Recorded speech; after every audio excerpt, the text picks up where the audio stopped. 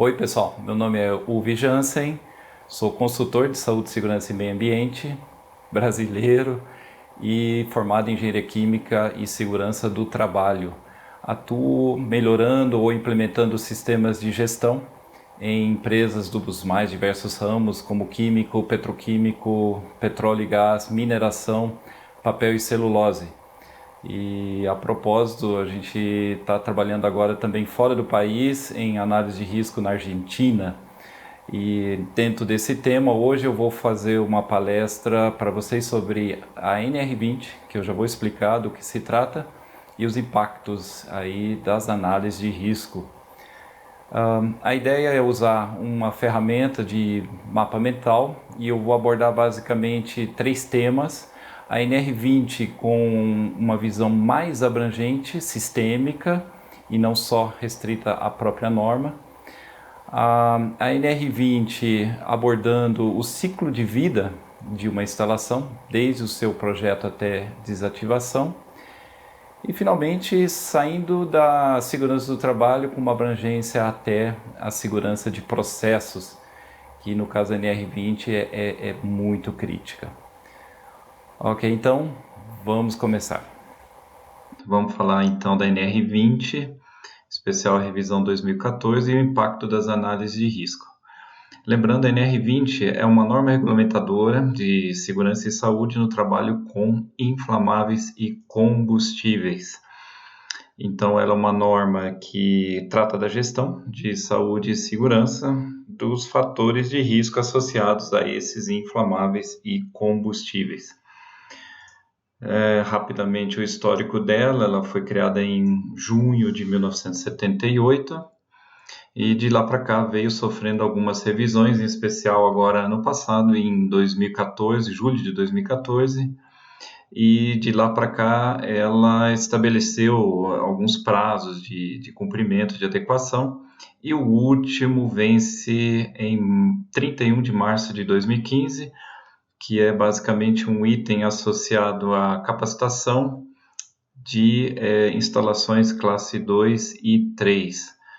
Não vou entrar em muitos detalhes, mas classe 2 e classe 3 já são instalações com armazenamento mais importante, né, de combustíveis. Por exemplo, no caso de classe 3, estamos falando aqui de refinarias, unidade de processamento de gás natural, instalações petroquímicas, usinas de fabricação de etanol e normalmente aí gases inflamáveis acima de 600 toneladas, líquidos inflamáveis ou combustíveis acima de 50 mil metros cúbicos. A abrangência dessa norma vai desde, vamos dizer, fábricas, né, que tenham produção de inflamáveis, como instalações de armazenamento e transferência, ou também manuseio e manipulação de líquidos e combustíveis. Ela só não se aplica, e aí existe uma discussão muito grande numa comissão, né, tripartite, com relação ao GNV, quando se trata, por exemplo, de um posto de GNV que simplesmente recebe uma tubulação, não armazena e dali já abastece, por exemplo, automóveis. Então, ainda existe uma discussão com relação a esse tipo de instalação, se a norma se aplica ou não. Ela tem uma abrangência também muito grande com relação ao ciclo de vida da fábrica ou da instalação. Ela vai desde a etapa de projeto, construção, montagem, operação, manutenção, inspeção e desativação da instalação. Então, ela é basicamente uma norma de projeto, construção e montagem e de segurança operacional, que aí no caso vai até a sua desativação. Então, vamos abordar um pouco aqui alguns temas. A ideia da palestra não é esgotar cada um dos itens e pontos da NR20, mas só os mais críticos, né, que vão ajudar aí vocês em dicas e revelar aí algumas interpretações, alguns segredos da norma, para que todos consigam cumprir da melhor maneira possível e fazer com que o próprio sistema de gestão de saúde e segurança da norma, da empresa, né, seja bem robusto. Então, na parte de segurança de projetos, a norma deixa bem claro a aplicação de normas técnicas nacionais ou internacionais para garantir, então, a integridade, né, mecânica das instalações e física das pessoas que trabalham lá. E, claro, redução dos impactos ambientais. Então, no caso, por exemplo, de projetos novos, né, aí em especial nas classes 2 e 3, que são os que têm um estoque ou um volume mais importante de armazenamento, as especificações técnicas de equipamentos, né, e máquinas e acessórios já devem levar em conta os resultados das análises de risco, com medidas aí intrinsecamente seguras e, de preferência, controladas, né, de modo a mitigar ou reduzir ao máximo os riscos. O que significa isso? Eu vou usar essa foto como exemplo para ilustrar esse requisito da norma. Aqui a gente está vendo um incêndio em um tanque de etanol, álcool etílico, em uma fábrica na Austrália. O álcool etílico, vamos imaginar aqui 70%, que não é muito concentrado, tem um ponto de fulgor de aproximadamente 16,6 graus centígrados. E a temperatura aqui de estocagem ambiente deve estar próxima a 30 graus, o que significa que ele está acima do seu ponto de fulgor. Na prática, qualquer faísca ou fonte de ignição já seria suficiente para gerar uma explosão ou um incêndio. E aí entra a grande preocupação de um projeto de tanque de inflamáveis ou de um parque de estocagem com relação ao risco de explosão e incêndio. Como isso pode ser controlado? Primeiramente, trabalhando com o triângulo do fogo. Se eu tenho um etanol combustível, tenho o risco de uma fonte de ignição e a presença, por exemplo, do oxigênio, do ar atmosférico, então eu preciso trabalhar para reduzir ou eliminar um dos vértices. O que se adota normalmente em projeto, e aí a análise de riscos entra fazendo as recomendações principais, é usar classificação de área. É o que se chama de segurança intrínseca. Classificar uma área significa definir que para essa área todos os dispositivos elétricos ou equipamentos elétricos, como lâmpadas, botoeiras, bombas, sejam a prova de explosão. Mesmo gerando uma faísca, esses equipamentos não propagam uma eventual explosão interna ou incêndio para fora, evitando que tenha uma fonte de ignição na região. Outro aspecto crítico: sistemas de aterramento ou malhas aqui de aterramento dos tanques, para que qualquer eletricidade estática gerada seja eliminada ou escoada para o solo, evitando assim a formação da centelha no céu do reservatório, ou seja, naquela região de mistura vapor e oxigênio no topo do tanque. Contenção, aí já não é segurança intrínseca, mas em função do eventual cenário que eu possa ter, análise de riscos pode definir, né, um volume de contenção ou uma segregação, por exemplo, de bacias de contenção entre tanques para evitar o quê? Propagação e vazamento de produto para fora e atingir outras áreas aqui mais críticas. Normalmente é uma análise de risco quantitativa, mas os aspectos ambientais também ditam essa bacia de contenção é crítica para justamente você evitar um impacto ambiental maior, caso seja um produto mais tóxico. Outros controles, que são as especificações aí depois desse equipamento para construção, são as coroas de resfriamento. Aqui muito provavelmente já está ativada a coroa de resfriamento de água. No caso, por exemplo, de hidrocarbonetos, poderia ser espuma, que aí já existe um controle até de incêndio. Sistemas de combate fixo a incêndio, não basta só o combate móvel. E outras medidas que eventualmente sejam necessárias para esse tipo de produto. Ok, vamos continuar em frente. Projetos existentes, ou seja, eu já tenho minha fábrica operando, né? E o que eu faço? Nesse caso, as análises de risco são importantes para fazer uma atualização, né, de riscos e de bloqueios, né, e controle dos possíveis, né, acidentes e danos. e nesse caso se adotam, né, medidas complementares daquilo que eventualmente escapou na fase do projeto novo. E finalmente o que eu achei muito interessante é que essa norma já entra também em pequenas modificações ou ampliações das instalações que podem afetar aí, no caso, a segurança e a integridade física dos trabalhadores. Isso se chama gestão de mudanças e toda e qualquer gestão de mudança, por menor que seja, deve ser avaliada e precedida aí de um estudo de análise de riscos. Então, nesse caso, por exemplo, a norma define o que seria uma modificação ou ampliação da instalação.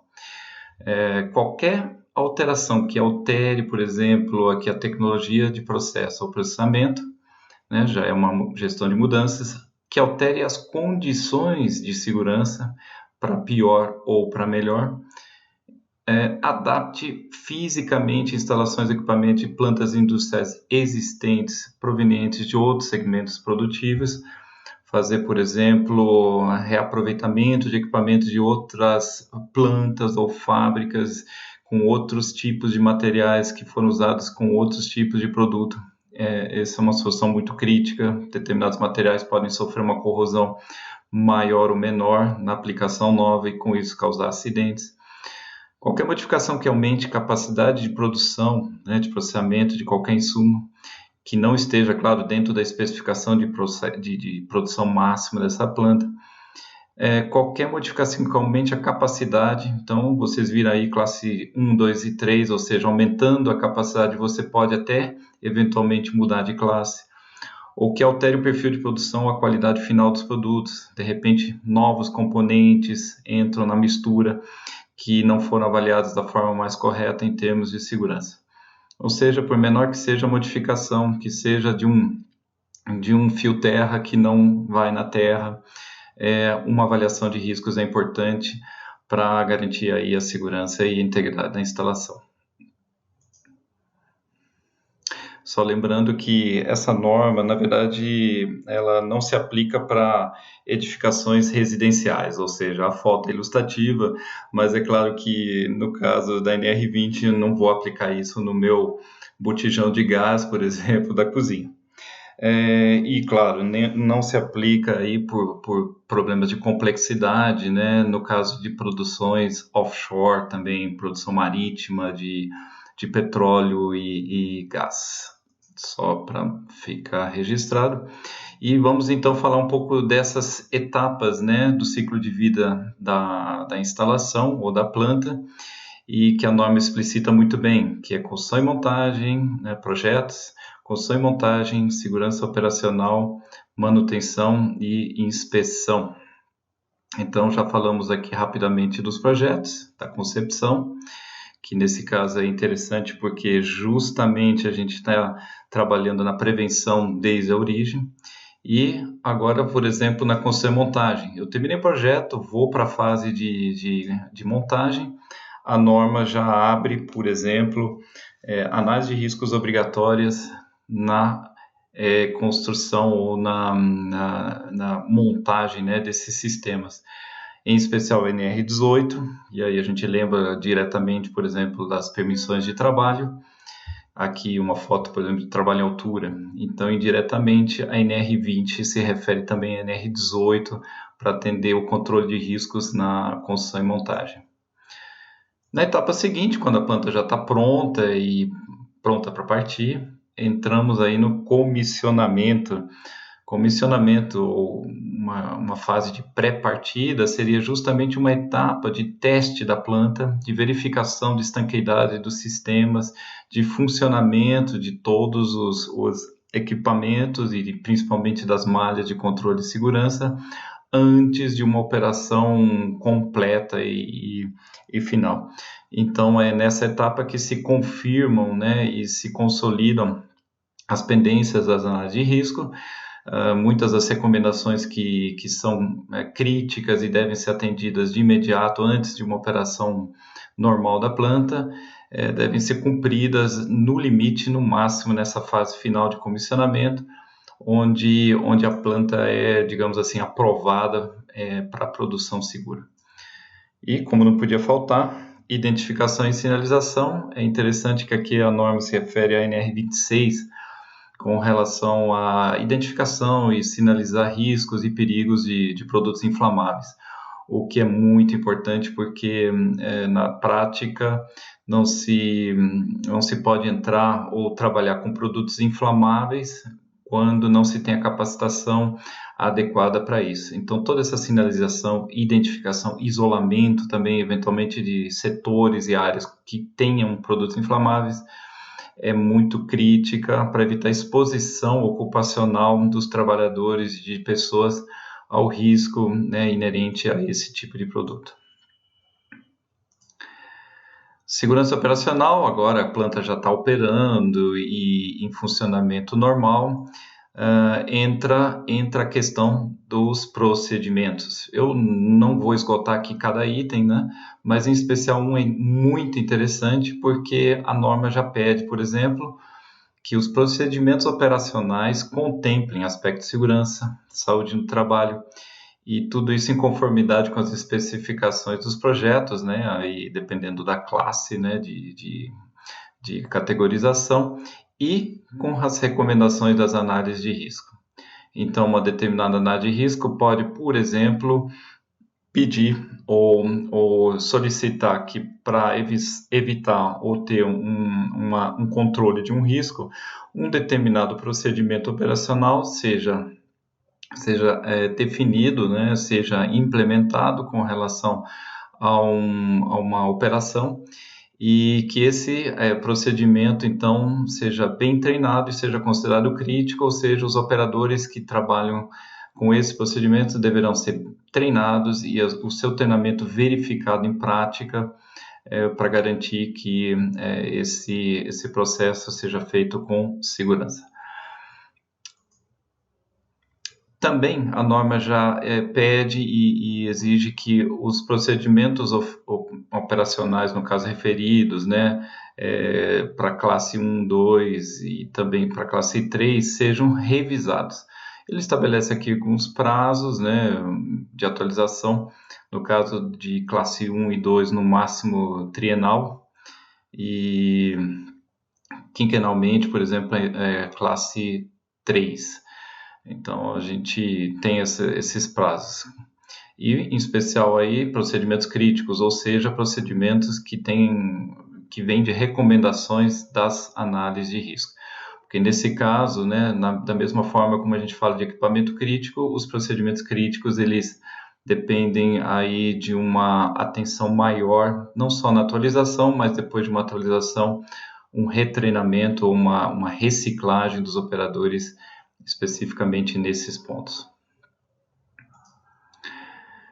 Em paralelo, a manutenção e inspeção não pode ser esquecida, e em especial também com relação ao procedimento, eles se aplicam também para mecânicos e atividades de manutenção críticas, e em especial nesse tema aqui da norma, né, se estabelece a fixação de uma periodicidade das instalações, das inspeções e das intervenções de manutenção, que também deve seguir as recomendações de análise de risco. Se um determinado equipamento é crítico, como a gente falou, aquele tanque, tudo que envolve a proteção dele, como diques de contenção, sistemas de segurança para evitar faíscas, como aterramentos, sistemas de continuidade elétrica, todos eles deverão entrar num programa de inspeção de equipamentos críticos e, com isso, a frequência e a forma de realização dessas inspeções é mais crítica, é monitorada com uma frequência maior do que se fosse um equipamento não crítico ou de um equipamento que numa falha, num caso de problemas ou de falha, não apresentasse nenhuma consequência mais séria. Também a norma já se refere aqui à elaboração de permissões de trabalho para atividades não rotineiras de intervenção. E aí pede análise de risco. Então, tudo que não tem um procedimento e entra numa permissão de trabalho ou não tenha eventualmente uma permissão de trabalho, deverá no mínimo passar por uma análise de risco da tarefa que aí assegura o controle dos riscos de uma operação eventual, esporádica ou não rotineira, como a gente gosta de falar. Aqui, sempre lembrando, no caso das inspeções, a gente está falando de sistemas e equipamentos ou itens críticos, que é então praticamente um capítulo, né, um elemento de gestão de integridade mecânica. Por isso a NR20 é interessante porque ela interliga, na verdade, vários elementos de um sistema de gestão. Ela não é uma norma que foca simplesmente uma área da nossa segurança do trabalho, ou melhor, da nossa segurança de processo, mas ela já conecta ou interliga vários elementos do sistema de gestão. Como a gente falou, a gente está trabalhando já com elementos críticos, ou seja, com uma parte que é a integridade mecânica de equipamentos. Estamos falando de procedimentos, ou seja, de capacitação, que é chave, e de concepção, que é a parte de projetos e desenvolvimento da tecnologia, e depois toda a parte de acompanhamento das análises de risco de projeto antes do início da construção e montagem, que por sua vez já aborda aí a segurança de construção propriamente dita. Mas tudo isso a gente está falando de análise de risco, né? Afinal, o que são essas análises de risco, que a norma se refere?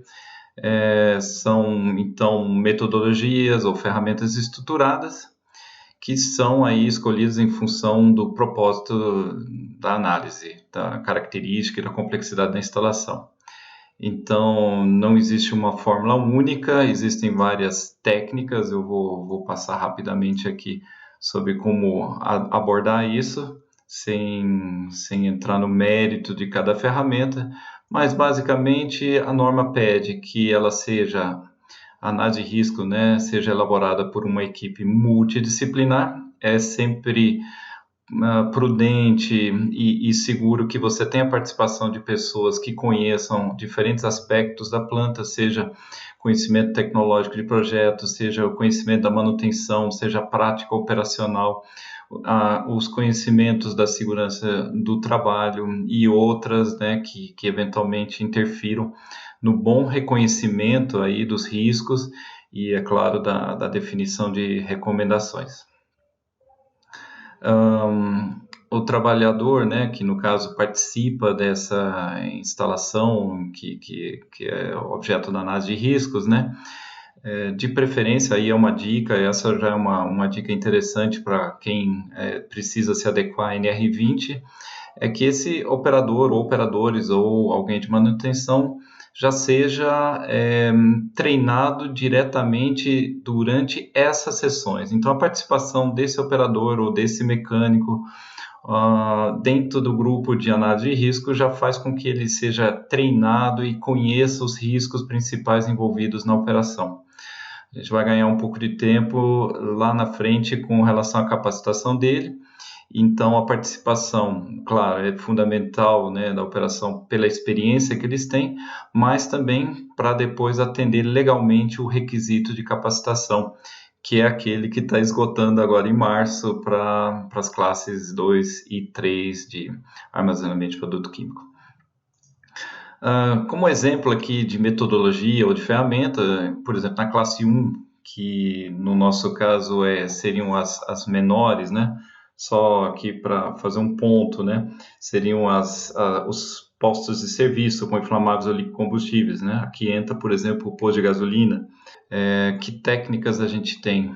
A APR, o APP ou APR, que é a análise preliminar de perigos, ou a APR, uma diferença aí de nomenclatura, mas basicamente se adota a APR, que é riscos, onde se qualifica também a probabilidade e a frequência, né, de ocorrência aí do cenário de risco.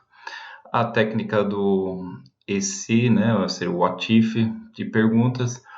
O ASOP, que é uma metodologia que já abrange a operabilidade também da instalação e é mais voltada para processos. E, sinceramente, no caso de instalações com produtos inflamáveis em que se processa e não só armazena produtos com essa característica, o ASOP é uma ferramenta extremamente interessante e importante pela pela abrangência que eu consigo, né, visualizar dos riscos em variação de parâmetros de processo. Em seguida eu tenho a FEMEA, FEMECA, as árvores de falhas, as árvores de eventos e as análises quantitativas que aí suportam na definição do tamanho do dano ou de detalhes com relação a que frequência poderia ter de ocorrência.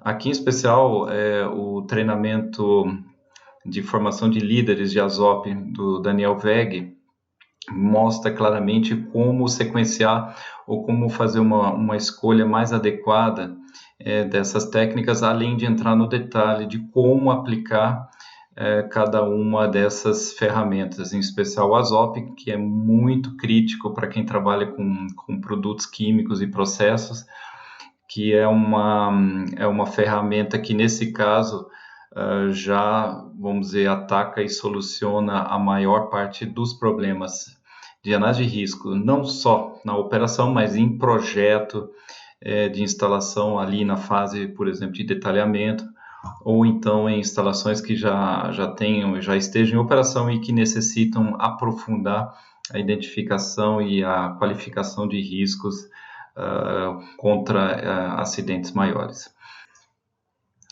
Finalmente, com relação à revisão, as análises de risco, pela norma, devem ter uma periodicidade estabelecida, até em função das renovações de licença, ou em função de recomendação da própria análise.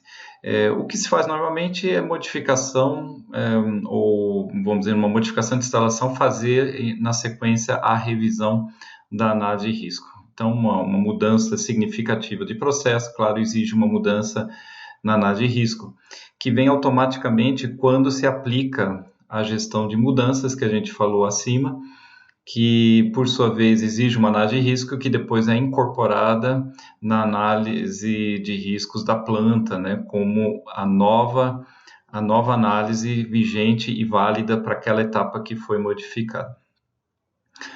Em particular, pode haver uma solicitação aí do SESMIT ou da CIPA, né, com relação à revisão. Isso acontece quando um acidente ocorre, uma pessoa sofre uma lesão mais séria, ou em função da política da empresa, né, essa investigação leva a uma revisão de riscos da planta, de redução ou de modificações que reduzam o risco. Então, essa análise de riscos ela pode ser revisada aí já, então, por solicitação da empresa, da política ou até da CIPA. Normalmente, as análises de risco elas não são uma garantia 100% de que você vai identificar todos os possíveis riscos e cenários de acidentes. Identificam a maior parte e depende muito da experiência do grupo definir e esgotar ao máximo aí os possíveis riscos de acidentes. Então, uma revisão é importante porque aumenta o conhecimento e aumenta aí a experiência do grupo nesse tipo de trabalho e, com isso, a qualidade das análises de risco melhora ao longo das revisões seguintes. Então, nunca se deve abandonar uma análise de risco de projeto, ela simplesmente é revisada durante a fase operacional. Então, para quem está com dificuldade de implementar NR20, comece buscando o que foi feito em projeto, mesmo que tenha sido alguma coisa no fornecedor. O fornecedor também ele pode ajudar e fornecer essas informações dos estudos de risco que foram utilizados para a construção e, a partir daí, gerar as revisões necessárias na instalação, até para adequação aí de documentação e, por conseguinte, né, melhorar toda a parte de capacitação de operadores, manutenção e equipe de saúde, segurança e meio ambiente. Estamos falando aqui do SESMIT também, eles têm que ser envolvidos. Finalmente, né, claro, o empregador deve implementar as recomendações resultantes das análises de riscos, definindo sempre prazos e responsáveis, certo? A aplicação da técnica 5W1H, 2H, sempre o que fazer e quem, quando, e isso é passível de fiscalização do Ministério do Trabalho. Então, não se esqueçam nunca de ter planos de ação detalhando responsáveis e prazos para a realização de recomendações. A análise de risco por si só, engavetada, né, sem ninguém trabalhando em cima do que foi definido como recomendação, é um tiro no pé. Né? Então, isso tanto para fiscalização como para a segurança da instalação não é adequado. Enfim, capacitação. A gente falou tanto de capacitação que parece que a análise de risco ficou para trás, mas não. A análise de risco é um pré-requisito para a capacitação nesse sentido.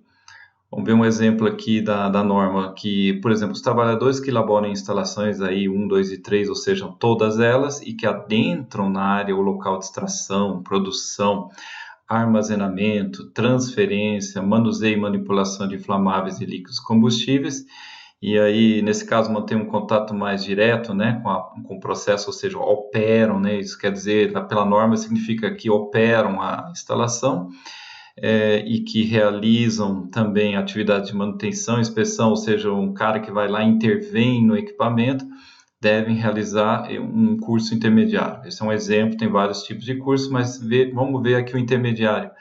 Ele tem, por exemplo, uma carga aqui de 16 horas, e no conteúdo programático já está aí os inflamáveis, as características, propriedades, perigos e riscos.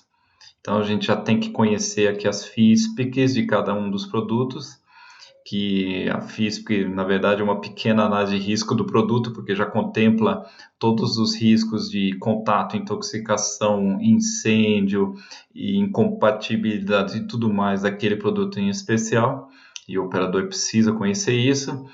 Os controles coletivos e individuais para trabalhos com inflamáveis. Quando se fala de controle coletivo, já está se falando em proteções, por exemplo, as barreiras de contenção. Aqui existem técnicas como o LOPA, né, que a gente pode aplicar para conhecer quais são todos os controles possíveis, né, de inflamáveis. Fontes de ignição e seu controle.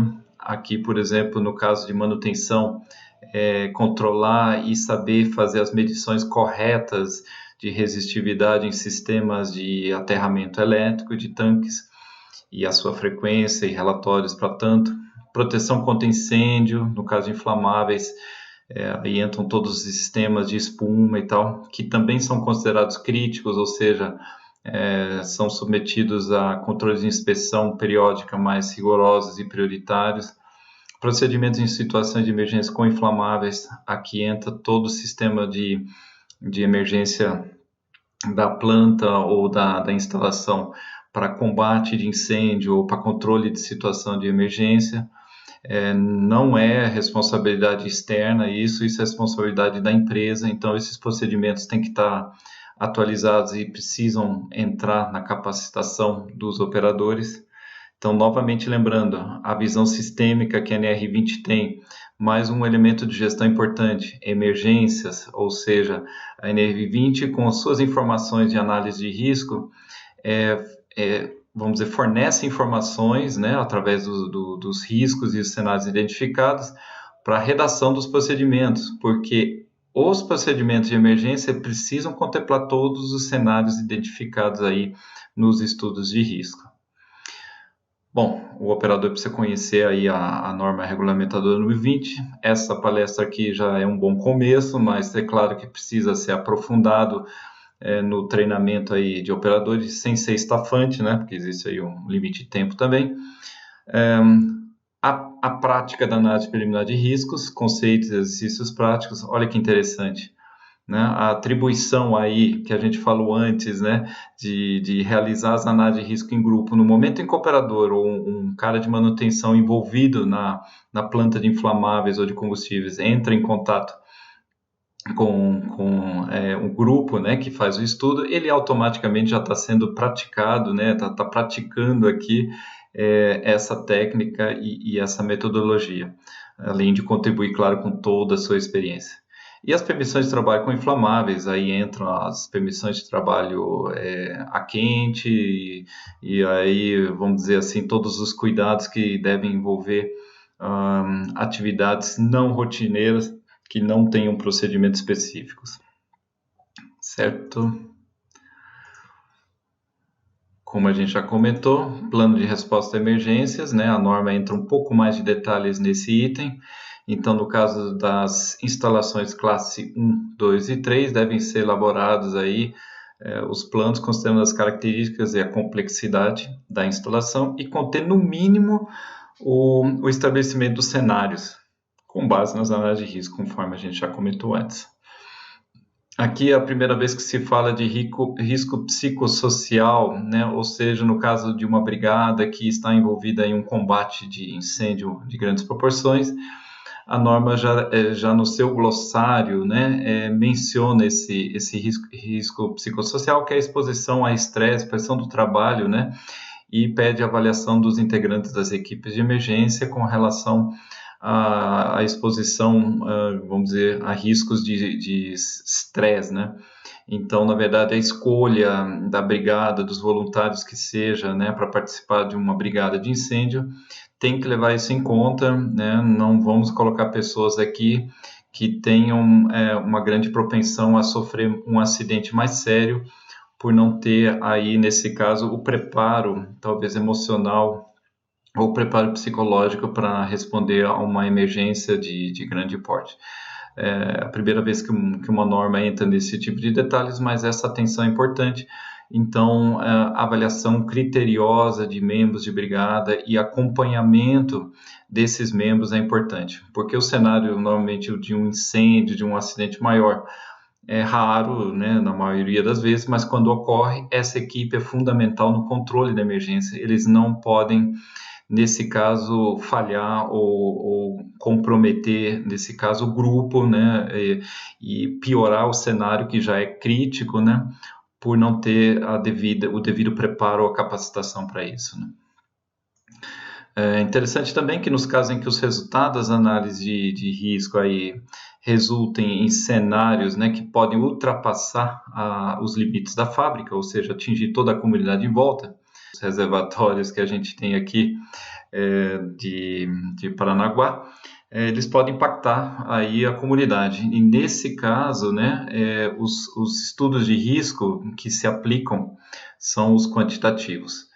E eles estabelecem, então, a partir das recomendações, mecanismos aí de comunicação, de controle da emergência dentro da comunidade, com a defesa civil e com a estrutura da própria empresa, para isolar, retirar as pessoas e fazer o controle adequado de contenção ambiental para evitar uma catástrofe maior. Então, é interessante que a NR20 aqui entra em mais um elemento, né, não só de emergência, mas de controle de crises, quando o cenário extrapola aí os limites da fábrica.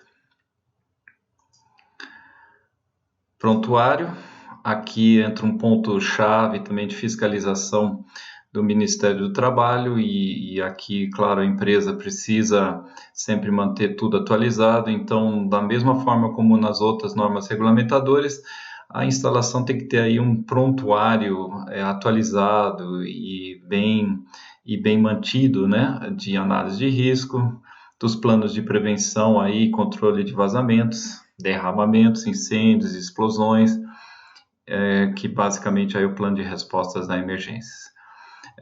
Esses documentos normalmente ficam em poder da gerência, que é dona do risco, ou da planta, no caso, a área de saúde e segurança do trabalho, e o ideal seria que, na verdade, esse documento existisse sempre em cópia física para acesso rápido, ou, no caso de sistemas em rede, né, que esse acesso seja bem conhecido e autorizado para aquelas pessoas chaves de operação e de segurança que possam eventualmente precisar dessa informação, não especificamente para uma fiscalização, mas no caso de alguma emergência ou no caso de alguma necessidade em função de um acidente. Essas análises de risco também precisam estar disponíveis para consulta aos trabalhadores e seus representantes. Isso está escrito pela norma e ela foi prudente em colocar que, exceto, claro, nos aspectos ou partes que envolvam informações comerciais confidenciais, e com isso, vamos dizer, todas as recomendações têm que estar sempre abertas e disponíveis para consulta e não podem ser confidenciais. O que é confidencial é a parte mais técnica de formulação, mas não tudo que envolve a mitigação dos riscos. Certo? Então, essa é a parte mais documental que precisa ser cuidada. E a referência normativa associada é basicamente aqui a NBR 17155 de 2013, que fala de armazenamento de líquido inflamável e combustível. Não vou entrar hoje no detalhe dessa norma. Ela suporta muito bem a NR20 porque ela detalha com mais precisão e propriedade o que a norma só fala em termos do o que, né? Então, a norma é o que e a NBR é o como melhorar aí a realização ou a implementação de alguns temas básicos aí de análise de risco ou de atendimento aos itens da norma. Basicamente, isso que eu ia falar. Uma pergunta que sempre surge no cliente quando eu falo de NR20, puxa, quanto tempo leva para implementar uma norma ou adequar a instalação a uma norma como essa, né? Então, essa é uma pergunta, claro, tem milhares de respostas. Numa palestra seguinte, eu vou falar de quanto tempo levaria, talvez, a parte de análise de riscos. Acho que essa é uma parte mais chave, né, onde se começa a desenhar e trabalhar todos os documentos e informações necessárias para o resto. Então, esse é o caminho que normalmente se indica para começar.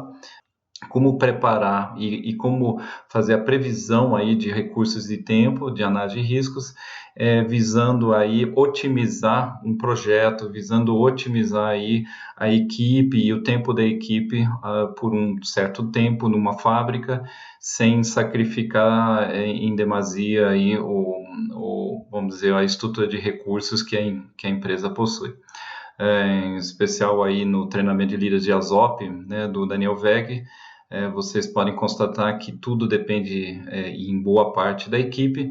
Então, o trabalho então de implementação de uma NR20 também depende em grande parte dessa competência da equipe de fazer a análise e posteriormente a gestão de riscos. Ok, muito obrigado pela atenção e fico aberto para os questionamentos. Muito obrigado.